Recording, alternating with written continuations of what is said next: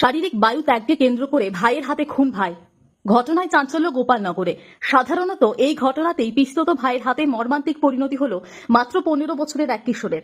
ঘটনাটি ঘটেছে গোপালনগর থানার কামদেবপুর 11 নম্বর রেলগেট এলাকায়। মৃত কিশোরের নাম প্রদীপ ব্যাদ। অভিযুক্ত পিস্তত ভাই সূর্য ব্যাদ ইতিমধ্যেই পুলিশ গ্রেপ্তার করেছে তাকে। স্থানীয় সূত্রে জানা গিয়েছে, মঙ্গলবার রাতে বাড়ি থেকে বেরিয়ে রেল লাইনের ধারে এলাকার কয়েকজন বন্ধুর সঙ্গে আড্ডা দিচ্ছিল প্রদীপ। সেই আড্ডায় উপস্থিত ছিল সূর্য। হঠাৎই প্রদীপ বায়ুত্যাগ করলে তা নিয়ে দুজনের মধ্যে কথা কাটাকাটি শুরু হয়।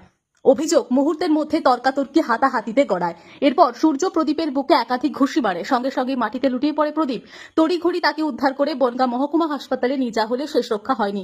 চিকিৎসকেরা প্রদীপকে মৃত বলে ঘোষণা করেন। আমার ছেলে রাত্রিবেলায়, আমি সন্ধ্যাবেলায় ভাত খাচ্ছিলাম।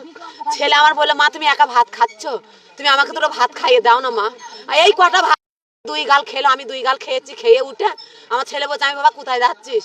বলছে আমি লাইনে আসছি, আমি লাইনে বসে আছি। আমি যাচ্ছি, তুই যাস না, বাড়ি থাক বাবা। ওখানে এসে এই চার দোকানে বসলো, এখানে এসে বসে কি হলো, কিভাবে মারলো আমাকে কিচ্ছু দেখায়নি, আমি জানি না। আমার বাবা আমাকে বলছে, মা তুমি টিভি দেখো, আমি আসছি। ওই মরণের টিভি আমাকে দেখালো বাবা। মেরেছে সুরেশ বলে, না সূর্য ওর বন্ধু, আমার বোনের, আমার পিসির ছেলের মেয়ের ছেলে, ছেলে মেয়ে বুকে নাকি বলে ঘুষি মেরেছে। ছেলে আমার কথাই বলতে পারলো না। আমি মা যাক যে আমি শুনতে পাবো, আমি তাও তো শুনতে পারলাম না।